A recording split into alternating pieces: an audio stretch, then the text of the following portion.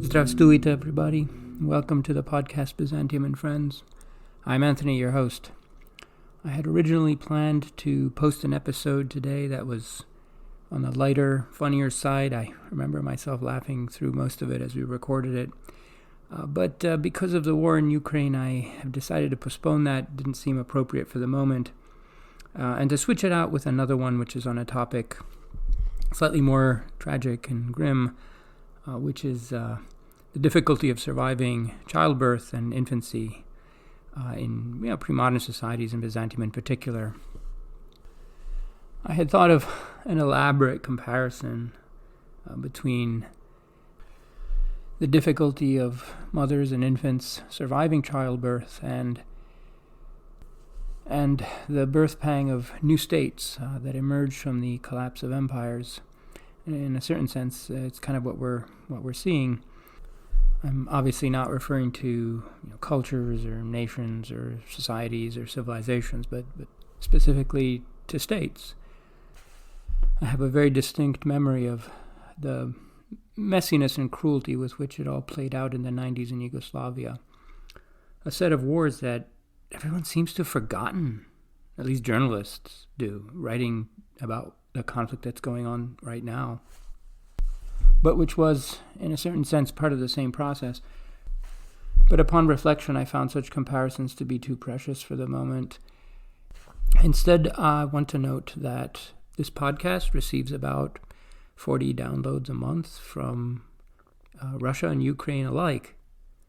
And I'm sure that, given the approach that we take on this podcast to many issues, that all of you are appalled at what is going on. And in particular, I would like to call out to a Ukrainian-American art historian I met over 20 years ago, who spoke with great passion and eloquence on the underlying issues that have ultimately given rise to this horrific conflict, and who predicted it pretty well. And back then, of course, the world was that part of the world was just emerging from the Soviet Union, and our current entanglements and configurations were far beyond the horizon. But she was pretty in touch with some of the underlying issues, and I don't know if she listens to this podcast, but I just wanted to say, if she does, that I remember everything that she said, and it was spot on, very prophetic. I also remember all the Ukrainian phrases that she taught me, and so I feel far closer to this story than I might otherwise have been. So anyway, I have been thinking about her these past few weeks, and I hope that she's well. On to our topic of the day. A while ago, I conceived the plan of creating a series of episodes that were sort of loosely interlinked around the topic of sort of the Byzantine life cycle. I'm not sure that I'll be able to get very far with that. There's always a difficulty of finding the right person at the right time with the right work and so forth. But occasionally I will dip back into this topic, and maybe in a few months or years we might be able to get through the Byzantine life cycle. So the best place to start is at the beginning, and that is with birth, and in particular with the difficulties of surviving it. And the best person to talk to us about that is Christian Laes, who has been on the podcast before. Check out episode 25 on disability.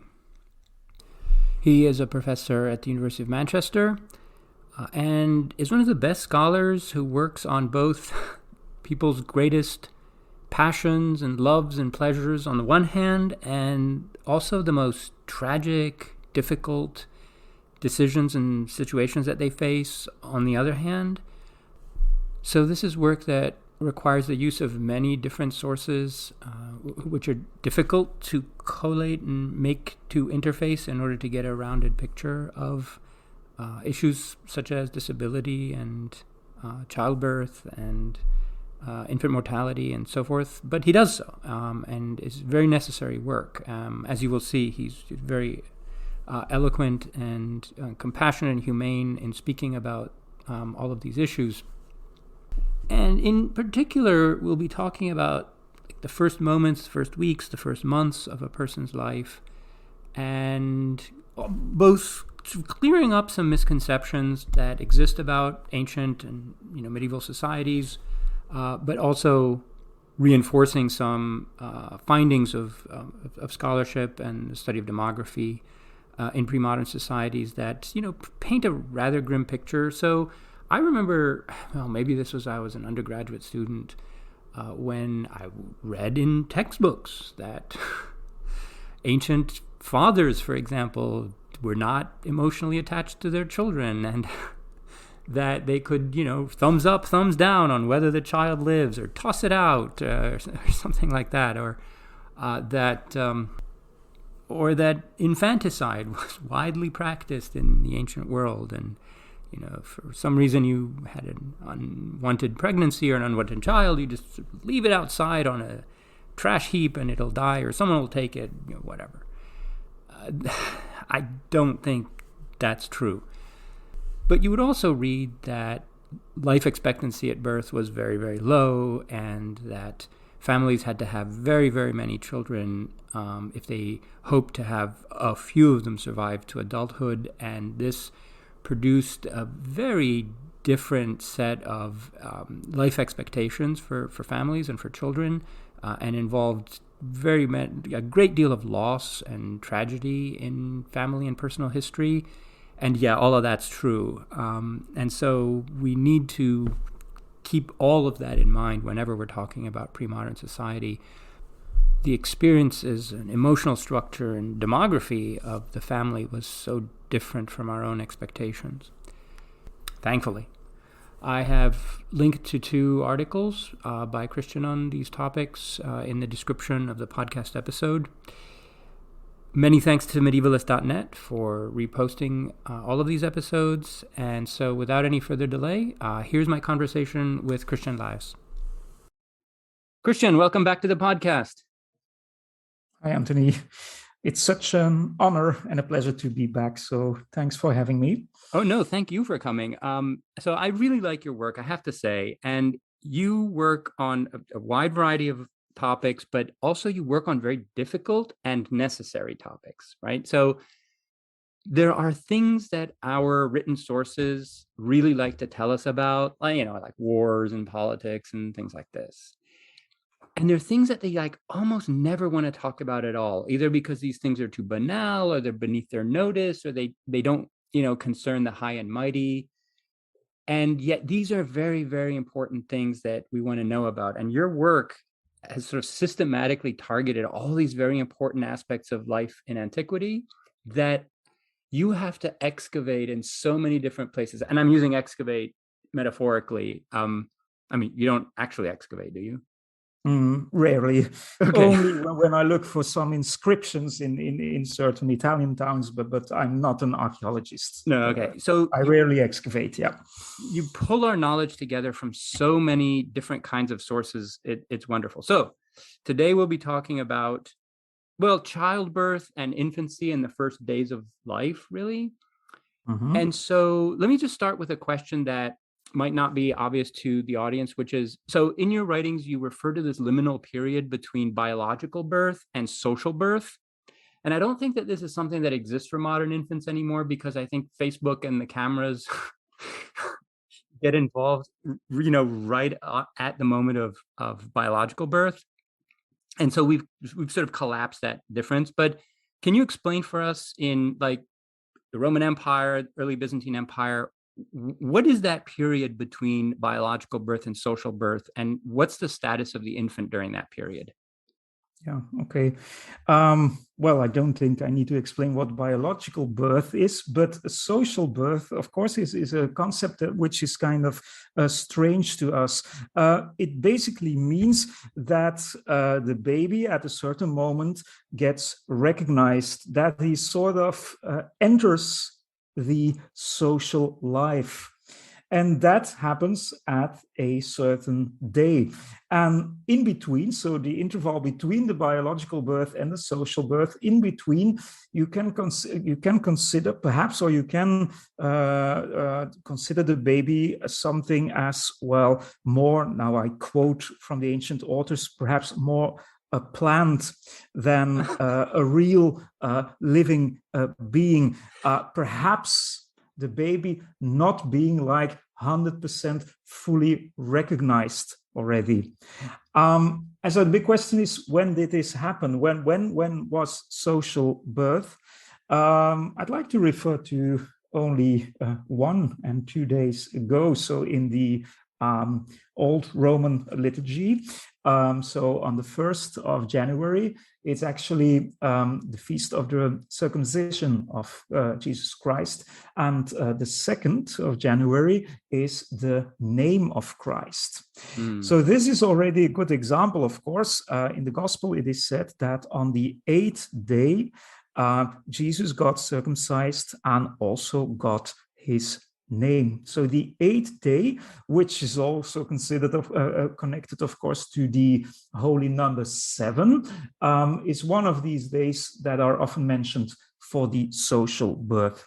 If we start in the Greek tradition, there's some mention, so ancient classical Greek tradition, there's some mention of the 5th day.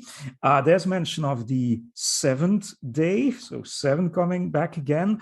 And in the Roman tradition, there's mention of the so-called Dies Lustricus, which is a day which involves also name giving and sort of ritual cleansing, and which is mostly situated at the 9th day for boys, again, sort of holy number 9, and at the 8th day for girls.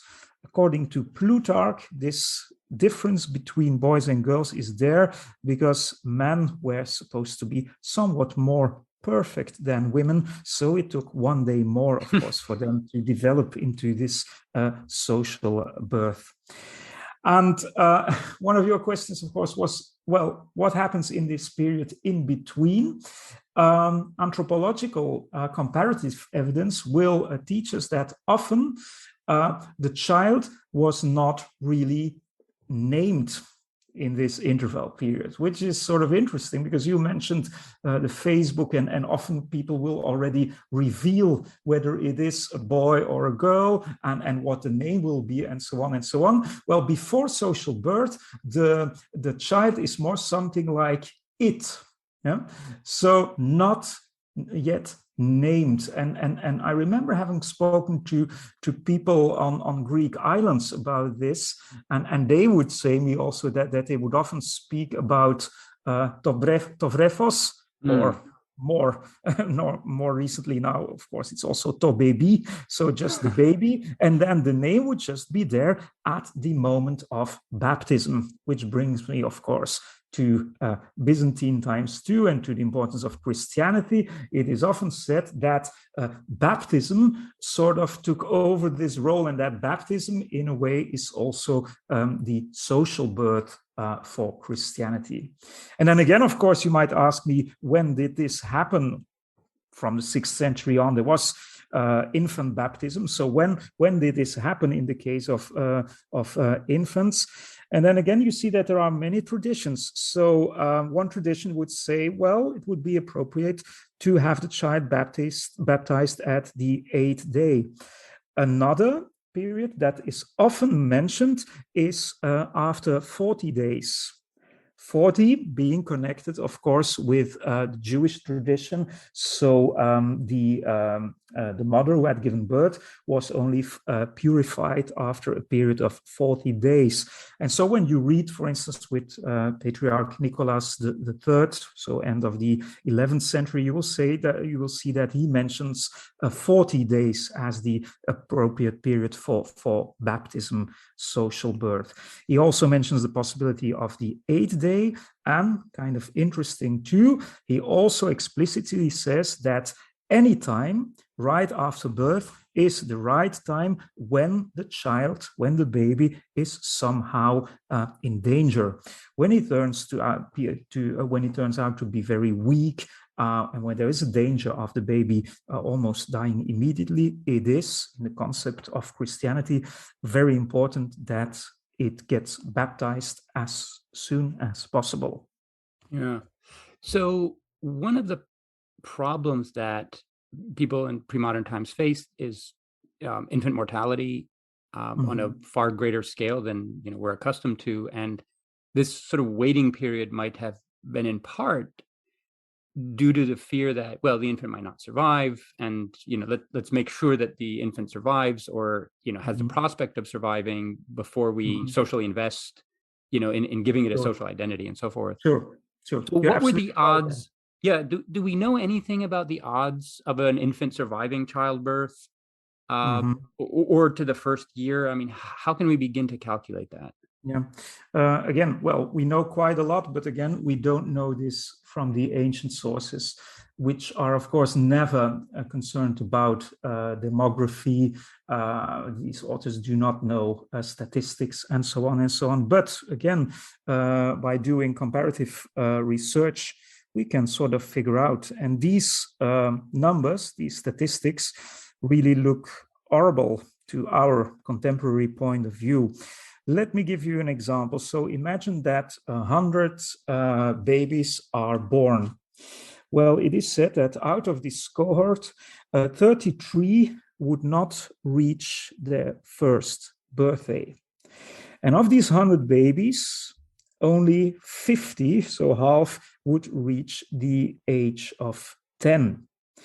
So I think you're very right to say that the whole concept of the social birth is a sort of protection, could even be a sort of emotional protection too, because you sort of know that these very first days after birth are such dangerous days that there is a considerable risk of the child not surviving.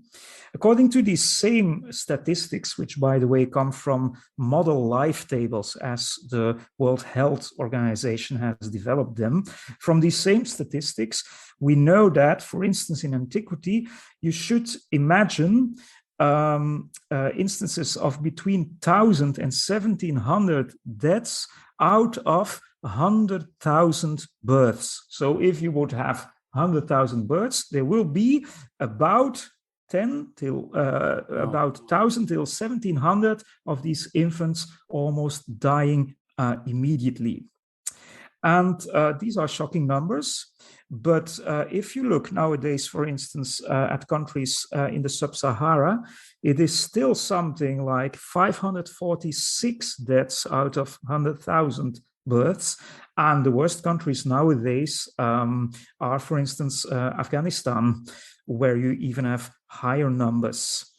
And folkloristic evidence will tell you that throughout all centuries and all over the past, and even nowadays also, people realized that there was considerable risk in this childbirth. Let me just quote you, if I'm allowed to, an Alsatian saying or proverb. It says in Alsatian, jeden kinderbedder het een fuß in grab, which means something like each childbed has like 1 foot in the grave.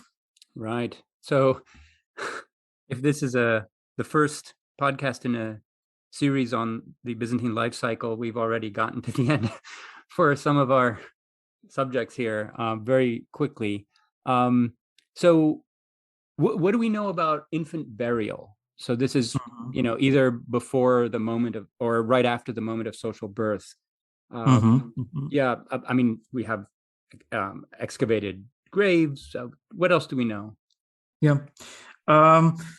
I'd say, if I just have to summarize it in one sentence, that these infants were also buried, and that the concept of social birth does not need to mean that people didn't care about these infants before they got their social birth. Of course, also in the archaeological records, infants, so small babies, are very much underrepresented.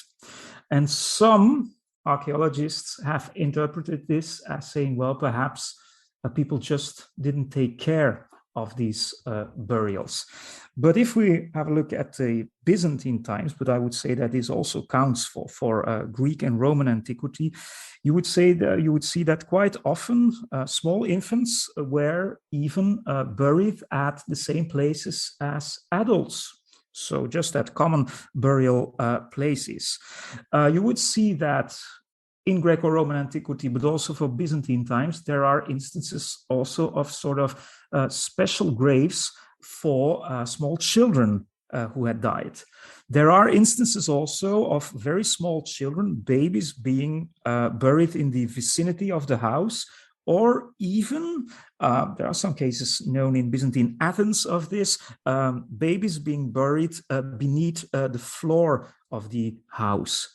There is a Latin word for this sort of burial, which is called sugrundaria, which is mentioned in late antiquity by the author Fulgentius. But it's a tradition, so being buried beneath the floor of the house, in a way, staying close to your family. It's a tradition you find both for the Latin West and for the Greek East.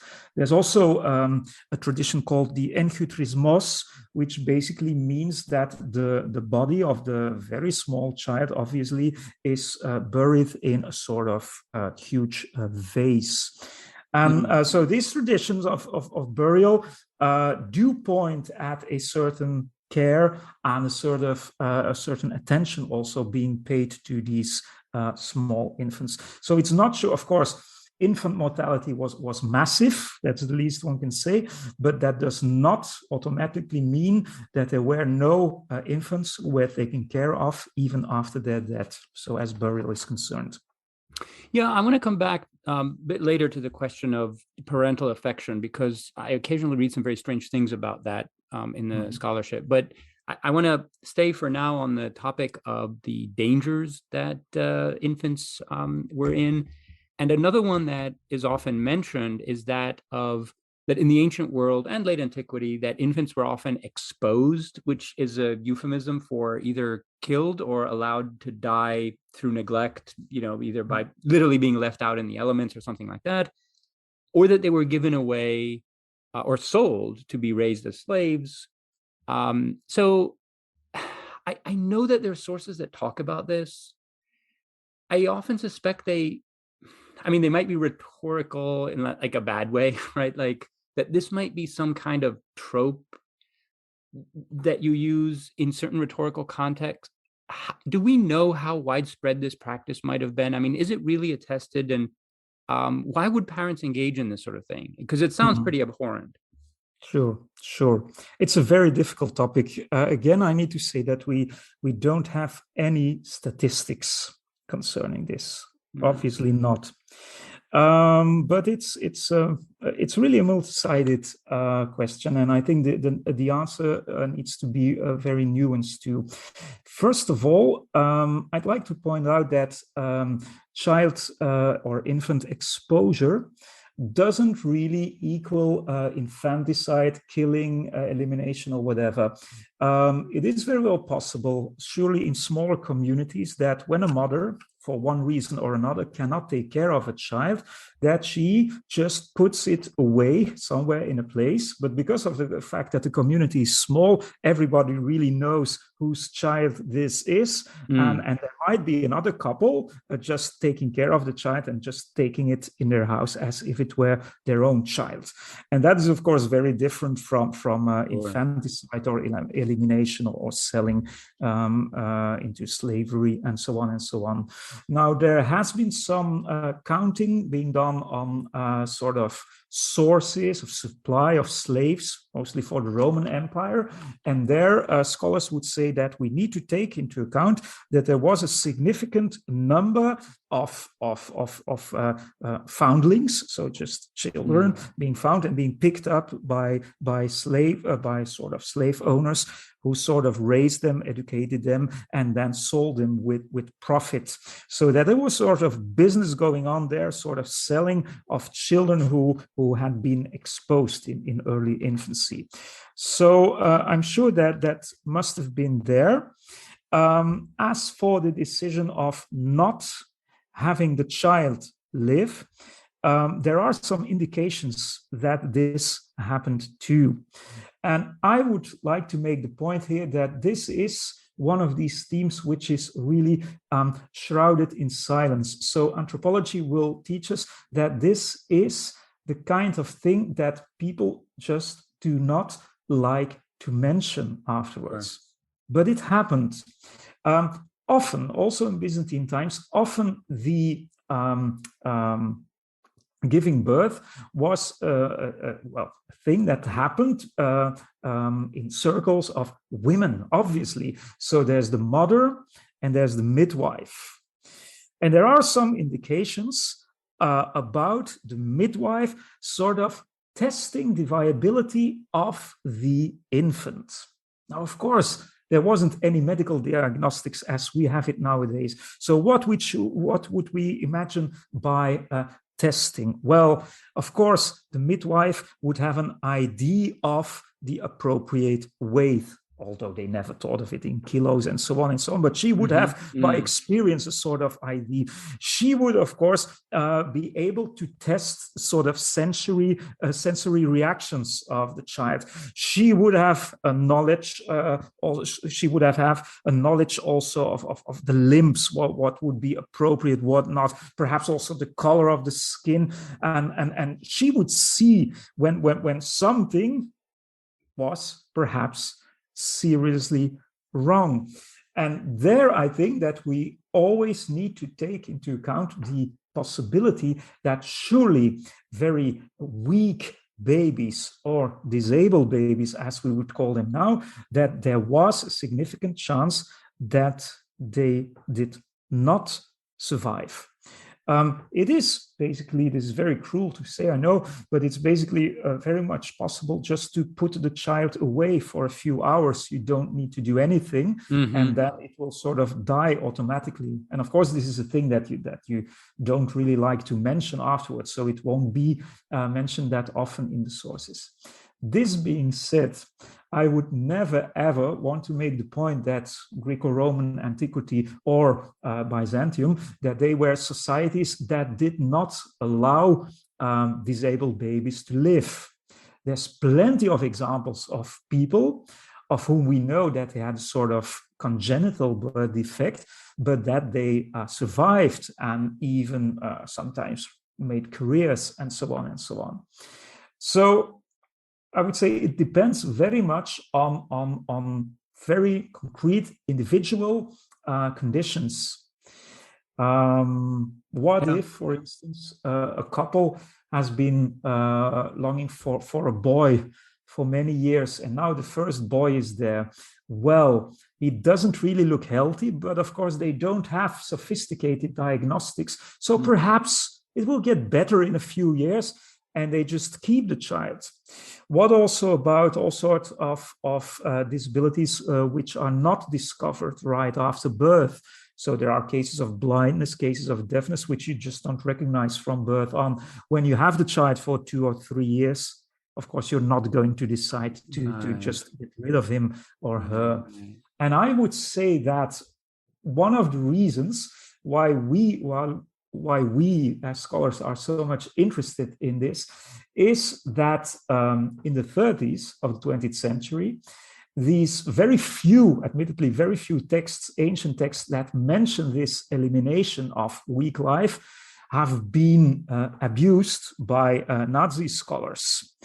And so they would like to they made the point that surely a Greek society was like a strong society, and that they refer to Sparta and so on, and that this society would just not allow disabled life to live, to continue.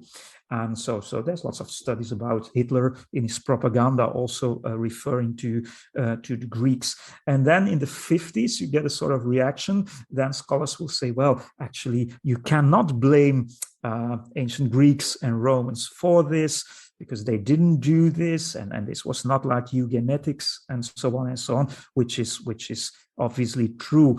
But I guess that because of this horrible abuse that was there in the 30s of the 20th century, that we are sort of very, very much focused on this, and that we sometimes want to sort of sort of forgive the ancient authors and say, well, this was not what they meant, which is partly true. But on the other hand, if you go to anthropological evidence, for instance, I think of what missionaries will often write. They will write that one of the striking things that happen to them is when they go to certain countries, what they have to do in the beginning is just doing like emergency baptism all the time. People just saying, well, the child cannot live, just have him baptized or have her baptized, and that's it. But we just cannot afford to have this disabled baby. So this is a reality that also exists. And of course, one would ask, well, what for the Byzantine Empire? Because, of course, Christianity is like 100% opposed to such practices. But also there, comparative evidence will teach us that although church opposes such practices, that it happened. Yeah? And the best example, this is a statistical example, by the way. The best Christian example is from early 15th century Florence, where you have the Ospedale degli Innocenti, so the hospital for the innocent children, where at a certain moment, 2% of all inhabitants of Florence were actually foundlings living in this hospital. Wow. Can you imagine? This is huge because 2% are only the survivors. Right. Yeah? Because most of, or many of them would have just died on the streets. And of course, they didn't make it into the hospital. And this is, of course, in a profoundly Christian Catholic context. So it was still there. So this is reality we should face also for Byzantine times. Exposure of children and sometimes even not having the child living was a reality which was there. But again, this doesn't mean that there was anything as systematic elimination. This doesn't mean that there were no disabled children surviving. Sure. Christian, that was an excellent and nuanced sort of statement about our knowledge of this very difficult question. So I'm glad we recorded that because I want to keep it also for my own sort of archives.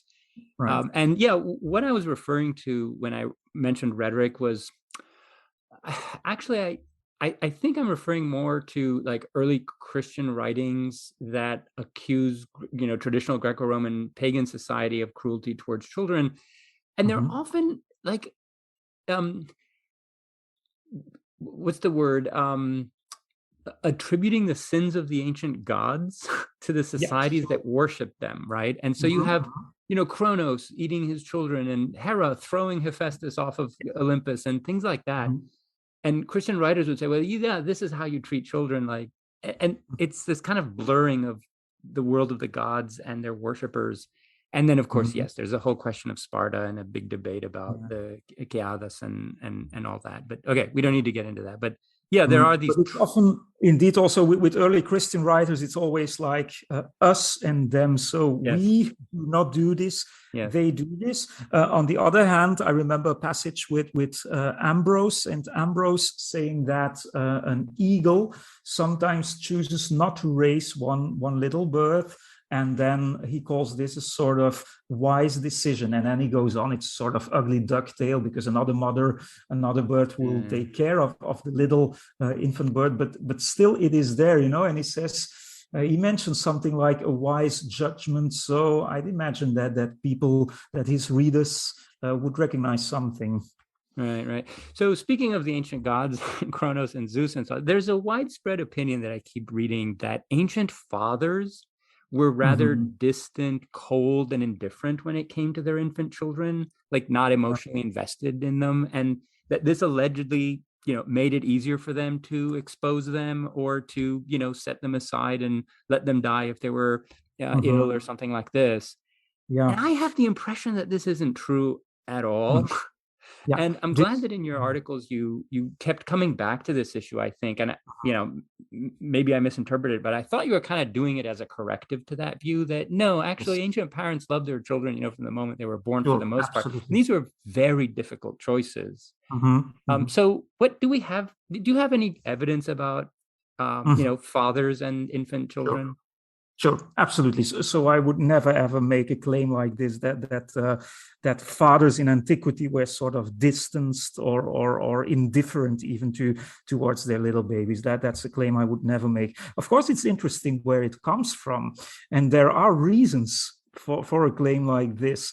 So this has to do, I guess, with this sort of stern, severe image of the Romans, specifically Roman paterfamilias. It also has to do with a sort of expression in Latin which says tollere liberos, which literally means to lift up your children. And this was interpreted as a sort of acceptance that they were allowed to live because the paterfamilias had the right on life and death of all his descendants, of all his children.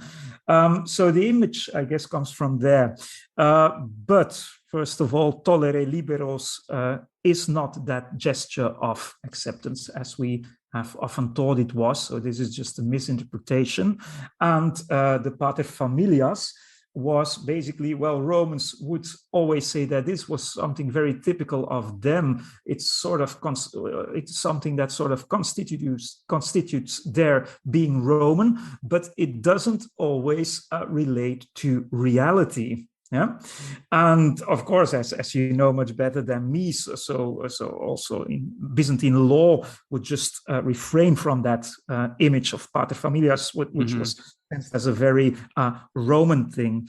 So that for the image and where it comes from, I would like to point out that even when you would have the sort of idea of distant behavior, that this distance does not necessarily imply indifference or absence of emotions. On the contrary, so it may be the case that a father was supposed to show less affection, right? But that doesn't mean that he didn't care about the children. And even there, I would be very doubtful, because there are some very nice Byzantine examples also of fathers explicitly caring very much or mourning about their children. Let me just give two examples. There's, of course, and I just refer the audience to your beautiful translations, but there's Michael Psellos, who actually writes about the death of his 9-year-old daughter Styliani. And this is, well, it's such a beautiful text, and it's most touching when also to a contemporary audience. So this is a man.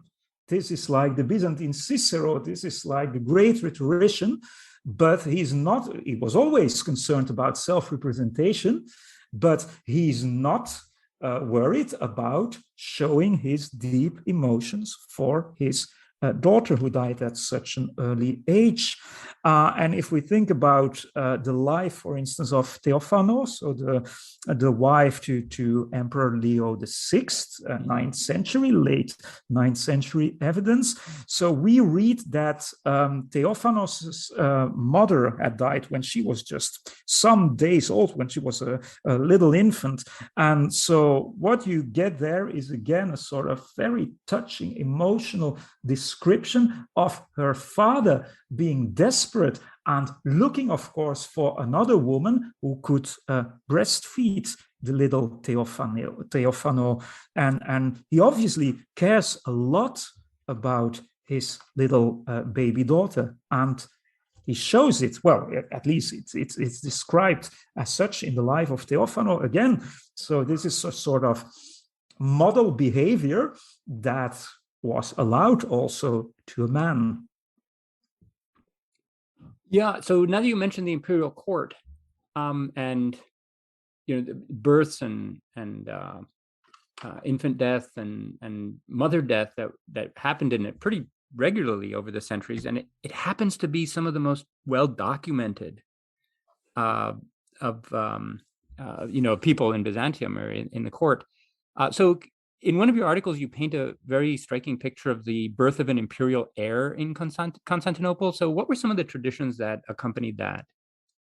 Imperial children were born in a purple room, and that's why they were called porphyrogeneti, so literally being born in the purple.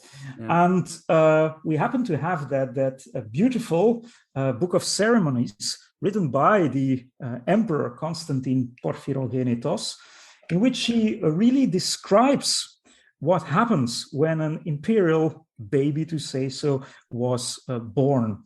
Let me just point out some details.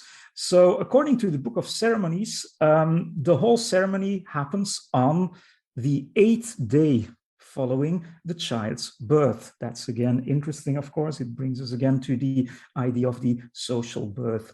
It appears to be the case that the bedroom of the empress who had given birth, that it was decorated with cloth of gold and with all sorts of candles also. There must have been lots of candlelights there. And then in the church, there was a sort of special benediction ceremony. And also, again, on this 8th day, the name of the newborn infant was publicly announced. In the room, in the purple room to say so, the baby was placed in the cradle, and the mother and the child were covered with all sorts of spreads which were gold woven. And then basically there's all sorts of functionaries and dignitaries from the court who can just come into the bedroom to bring their good wishes and to bring their gifts also. Now, what is interesting is also that the Book of Ceremony mentions a sort of, I'd say, soup or a sort of beverage also called the logosema. And this was a very nourishing soup, which was sort of distributed in the streets of Constantinople, and which was drunk for the health of for the good health of the empress. And this, again, interesting, for a period of, here we go again, 7 days. So perhaps you know even better about these traditions. I sort of had to look it up, but I found that the logosema actually consists of water, then sticks of cinnamon, then cloves, and then a sort of pink red sugar. Anthropologists would say that the red color is also very yes. Here. And it appears that this is still a tradition which survives in Turkey nowadays. No. So yeah, I know a case from the 8th century when the emperor would set up tables and along all the main streets and boulevards of Constantinople, and this would be offered to all of the populace, like the emperor is treating you to the logosema. Yeah, absolutely. So it just everyone is kind of sharing, celebrating, and celebrating the joy of the imperial house. And it was important that this was like a strong beverage, really, so a nourishing soup. So that's part of the symbolism too, I guess. Yeah, so let's turn to the mother now, because it appears that mothers dying during childbirth was fairly common. Again, can we estimate like the demographic impact of this, or what effect it had on the society as a whole before we turn to the effect it had on the family? Yeah. Again, these are only estimates we can make, sort of based on what World Health Organization will tell us about 19th and 20th century societies. But it is said that every single childbirth was something like 170 times more dangerous, that is possibly implying the death of the mother, than it is in a contemporary Western country. If you think about the fact that in Greco-Roman antiquity and in Byzantine times, a mother had to give birth, let's say, between 6 and 8 times in order to have a family consisting of 2 or 3 children, well, each time this childbirth is like, say, 170 times more dangerous. Right. So it means, again, that there is a chance, of course, not a huge chance, but a fair possibility that the mother would not survive. And this brings us, of course, if you ask about the impact for the family, to that very difficult question: what if the mother does not survive, when she dies in childbirth, and when the infant survives. And again, there's interesting anthropological evidence there. So it appears to be the case that children, so babies whose mother has died, have something like 170 times more chance of dying than their colleagues, to say so, or their the other babies whose mother is still alive. And this can be for many different reasons. For instance, for lack of milk, because of course you sort of kind of fastly need to find someone who can replace the mother. Can also be related with sort of religious beliefs, saying that this child has actually caused his mother to die, that he or she would be a doomed child. All sorts of practical reasons which can make it more difficult for the child to survive. So we know that these children were more in danger. Mm-hmm. And there is a whole tradition starting from ancient Greek epigrams over Roman sources up to Byzantine sources, a whole tradition on what to do with a baby when the mother has died in childbirth. Yeah, and you also at some point mentioned the dangers posed by stepmothers. Mm-hmm. Right? I mean, like the evil stepmother, which we think of as a sort of fairy tale motif, is actually a real risk, right? So the risk would be that the husband then marries again in order to have, both, to continue the family, but also to have a mother for existing children. But the stepmother is not so interested in the previous wife's children, right? Yeah, it is of course a cliche, but it's also a literary motif, and this is grounded in some reality which must have been there. Like we also, for instance, for Greco-Roman antiquity up to nowadays, read about the so-called mother-in-law belt. So the idea that, well, surely when a younger girl just lives in the house of her husband, there is a significant chance that his mother is still alive, and this mother-in-law will often not treat her daughter-in-law that well. While when she then gets older and she survives her husband, and she will have a son, and then a new daughter-in-law will come in the house, then she will sort of take revenge for this, and then she will act as the severe mother-in-law. So this is a phenomenon which is anthropologically very well known, which could also make pregnancy and childbirth for a young daughter-in-law more dangerous. And again, we have testimonies about this from Greco-Roman antiquity up to nowadays. Yeah. So tell us also about wet nurses. Now, some of the audience might not know exactly what that is, even though it was pretty common even in Europe, like last century. So what is a wet nurse and where do you get one? Yeah, perhaps a more popular translation would be nanny, but it's not entirely the same, of course. So let's say that a wet nurse would be a nanny who mainly breastfeeds. So you would take a servant or a slave just to breastfeed your child. It is very interesting to take into account, of course, that this woman whom you take as a wet nurse, that she must have had a baby of her own quite recently, or at least must have continued the custom, the habit of breastfeeding for a long time.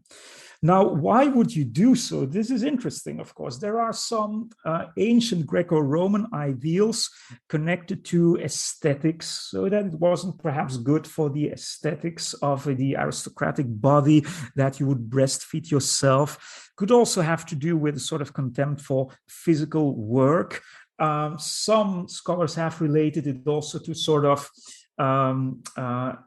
distancing, emotional distancing. So taking into account the huge infant mortality that mothers would just like to be distanced for at least 1 or 2 years from their infant children.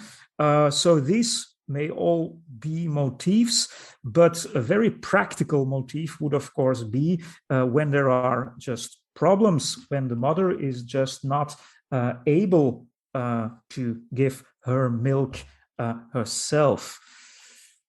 Because it's it's very important to take into account when you read all these ancient sources, Greco-Roman sources about wet nurses, that is mainly about higher or at least middling classes.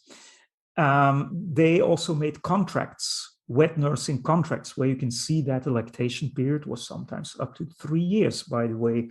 But the normal situation, the mother just breastfeeding herself, would not need a contract. So that is not that often mentioned in the sources, though this was, of course, the more common occurrence.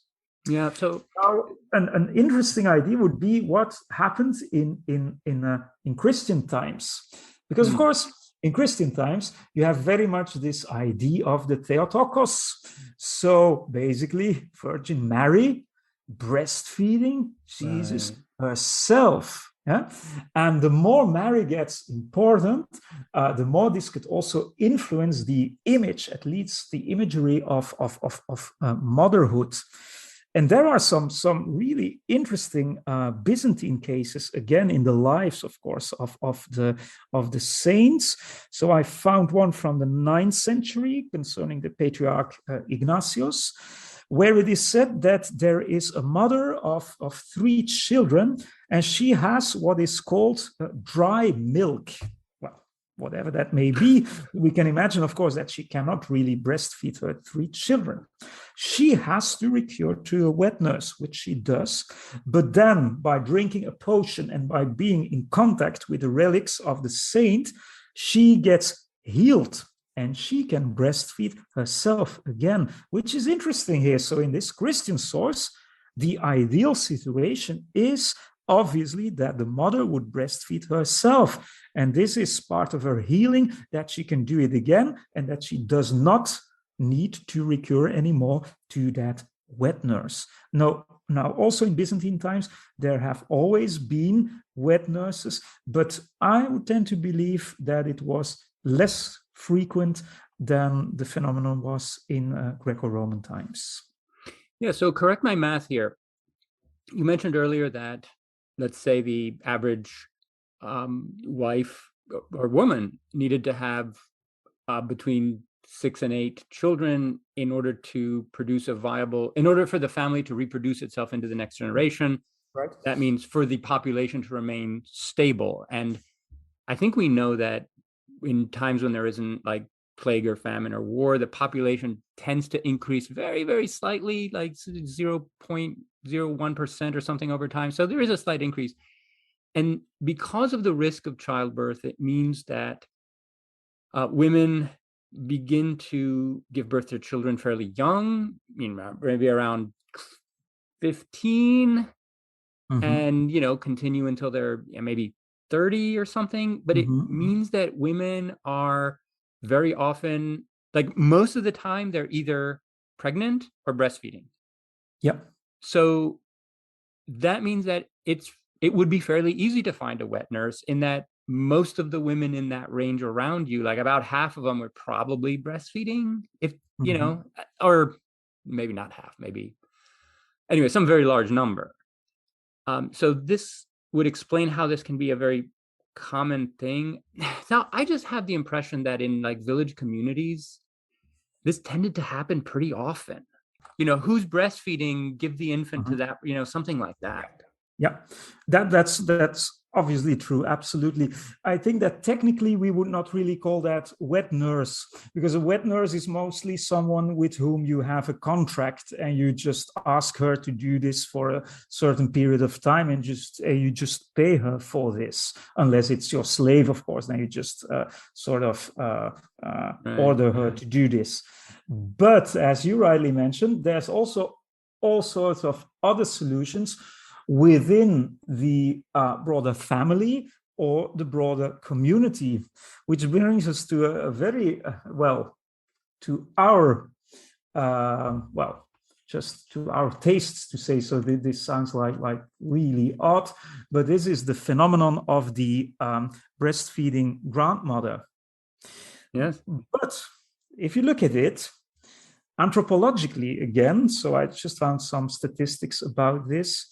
So if you look at countries where they still face real problems of mothers dying in childbirth. There's a sample of 30 countries. Well, in 10 out of these 30 countries, the first solution to supply for the mother's milk is the grandmother.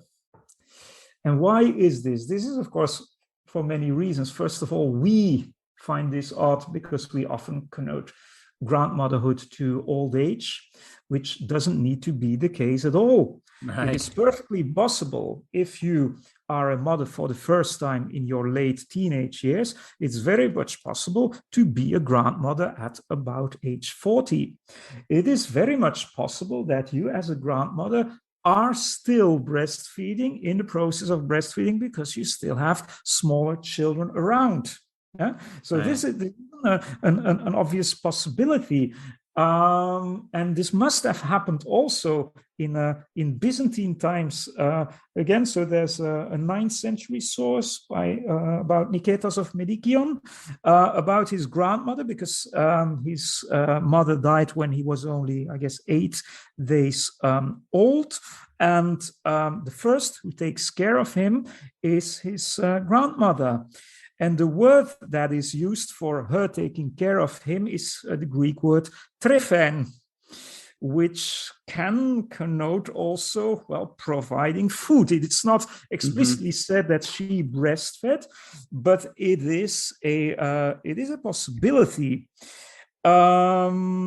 And so for the Roman times, I once published an article on this. So there's only two Latin inscriptions mentioning avia nutrix. So avia is grandmother in Latin, and nutrix is a wet nurse. And so in one of these inscriptions, 2 grandchildren mentioned their grandmother who had been their nurse. So it's not that she was also a wet nurse or something, it was really their nurse. And mostly the Latin nutrix really implies also the breastfeeding aspect. So it is possible. There are some indications for Roman sources, some indications for Byzantine sources that this, so grandmother breastfeeding, may have happened. And I'd say if we just look at the anthropological parallels, is this, in my opinion, a real possibility, absolutely. Yes, I remember a few years ago, I was at I think it was a zoo somewhere in some other county in Ohio. And there was a woman, she was about 60, and she had a child, maybe about 4 or something like that. And I don't know, we got to talking, and I think we asked, like, well, so, like, what's your granddaughter's name? And she said, great granddaughter's name. Right. Like, yeah. And you said 40, but I'm thinking if the mother has a daughter at the age of 16, and that daughter has her daughter at the age of 16, that's early 30s. That's could even be early 30s, I guess. I'm not sure about this, but I think there are some papyri mentioning grandmothers of age 35 or something. Absolutely. Yeah. So I mean, we're almost out of time, and there were some other questions that I had thought of asking you, but over the course of our conversation, the following one has occurred to me, and this is more of a kind of methodological issue that I haven't studied systematic. A lot of the data that you use, so when you say anthropology, or when you mention societies like in what we would call the developing world, where we get a lot of this comparative data, like if you want to know what life was like in these kinds of, health parameters, demographic parameters, in pre-modern societies, we often look to those countries. So I understand that is hypothetical to a certain degree, because there are very big differences between modern sort of post-colonial countries and medieval. I always use these comparisons as a sort of indication of possibilities, but I never ever want to make the point that these societies were kind of the same. It's just possibilities which are there. A book that I would very much like to recommend on this is a very recent one by Anna Boozer from Baruch University, New York, and she actually writes about growing up in Greco-Roman Egypt.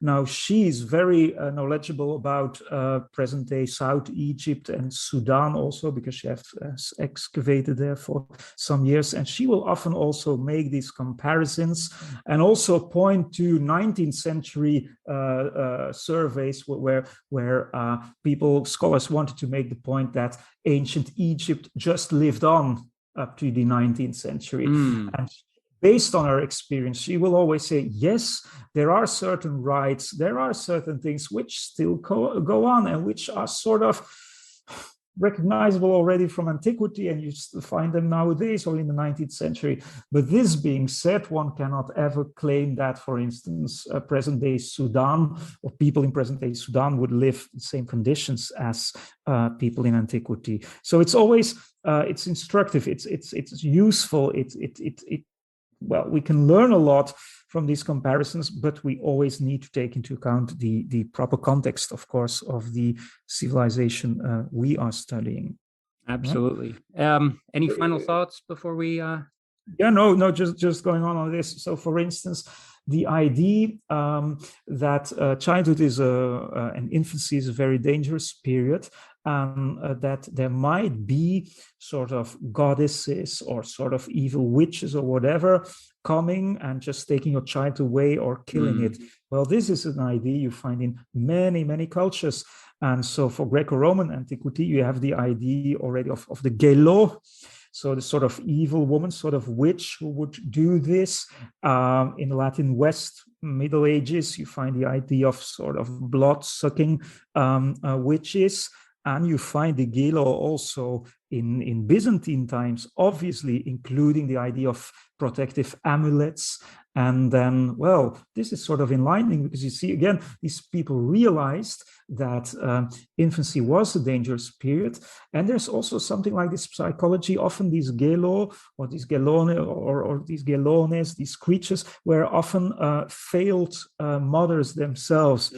So in legends, it's often about women who for some reason or another lost their own child, and then they just want to take revenge. No? Yeah, and Pselos wrote a treatise on the yellow. Yeah. Well, I'm sure they had to find a way to blame the women. Sure. Sure. There's reports also on this. There's a 9th century document from Constantinople where some women were arrested. And it was said that, well, their crime would have been that they sort of managed to enter into the houses even when the doors were closed, so just through the walls or whatever, as sort of witches, and they just killed babies. Yes, that's an idea for another horror story.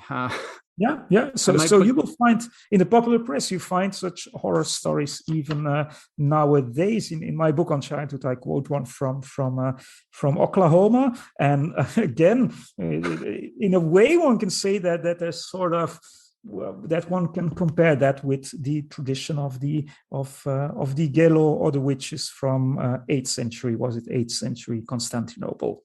That's an excellent note. On which very appropriate for 2022. So what we're going through. Okay.